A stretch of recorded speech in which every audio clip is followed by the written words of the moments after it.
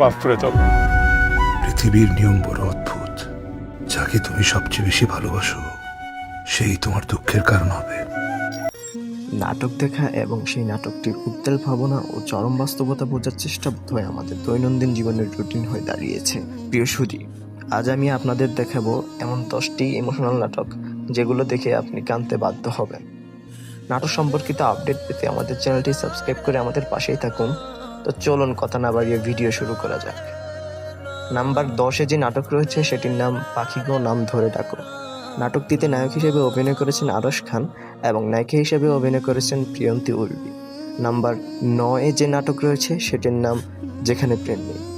নাটকটিতে নায়ক হিসেবে অভিনয় করেছেন তৌসিফ মাহবুব এবং নায়িকা হিসেবে অভিনয় করেছেন তানজিম সাইয়ারা তটিনী। নাম্বার 8-এ যে নাটক রয়েছে সেটির নাম মায়া। নাটকটিতে নায়ক হিসেবে অভিনয় করেছেন মুশফিকুর ফারহান এবং নায়িকা হিসেবে অভিনয় করেছেন কিয়াফা। নাম্বার 7-এ যে নাটক রয়েছে সেটির নাম মন বোঝে না। নাটকটিতে নায়ক হিসেবে অভিনয় করেছেন তৌসিফ মাহবুব এবং নায়িকা হিসেবে অভিনয় করেছেন তানজিম সাইয়ারা তটিনী। নাম্বার 6-এ যে নাটক রয়েছে সেটির নাম স্মৃতি স্মারক। নাটকটিতে নায়ক হিসেবে অভিনয় করেছেন তৌসিফ মাহবুব এবং নায়িকা হিসেবে অভিনয় করেছেন তাসনিয়া ফারিন। নাম্বার 5-এ যে নাটক রয়েছে সেটির নাম ভিলেন। নাটকটিতে নায়ক হিসেবে অভিনয় করেছেন নির্জন নাহুল এবং নায়িকা হিসেবে অভিনয় করেছেন মাহিন। নাম্বার 4-এ যে নাটক রয়েছে সেটির নাম জনম জনমে।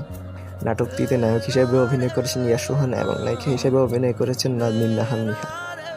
নাম্বার 3-তে যে নাটক রয়েছে সেটির নাম সে আমার। নাটকটিতে নায়ক হিসেবে অভিনয় করেছেন মুশফিকুর ফারহান এবং নায়িকা হিসেবে অভিনয় করেছেন কিয়াফা।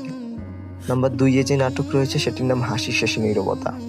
নাটকটিতে নায়ক হিসেবে অভিনয় করেছেন আরশ খান এবং নায়িকা হিসেবে অভিনয় করেছেন Priyonti Urbi. At last number 1-এ যে নাটক রয়েছে সেটির নাম শুধু তোমারই অপেক্ষা। নাটকটিতে নায়ক হিসেবে অভিনয় করেছেন মুশফিক ফারহান এবং নায়িকা হিসেবে অভিনয় করেছেন সামিরা খান মাহি। আজকের ভিডিও এই পর্যন্তই। ভিডিওটি ভালো লাগলে লাইক দিবেন এবং চ্যানেলটি সাবস্ক্রাইব করতে ভুলবেন না। নেক্সট কোন টপিক ভিডিও চান সেটা কমেন্ট করুন। আল্লাহ হাফেজ।